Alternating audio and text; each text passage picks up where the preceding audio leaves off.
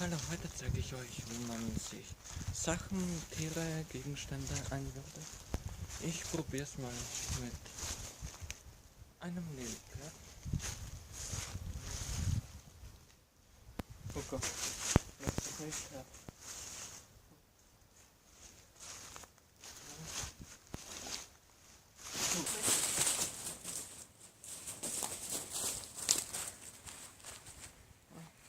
Wo ist das?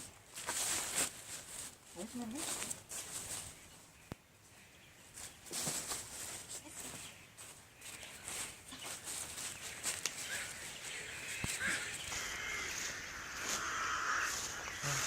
Jetzt stelle ich mir gerade ein paar Krähen vor.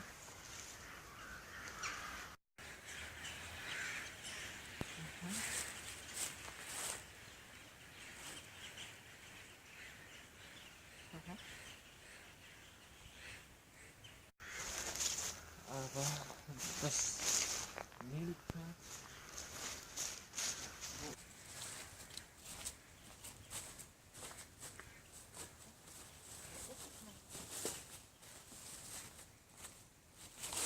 Ja, da ich das Nilpferd nicht mehr finden konnte.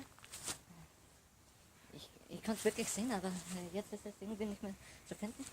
Ich gebe euch später Bescheid, wann ich es wieder gefunden habe. Vielleicht ist es besser so, denn es wollte mich scheinbar fressen. Denn ich hatte mal von einem Typen, der wurde von einem Rudel Wölfe gefressen, die er sich angebildet hat. Also vorsichtig sein. Immer aufpassen, was man sich vorstellt, was man sich anbildet. Das war's dann. Bis zum nächsten Mal.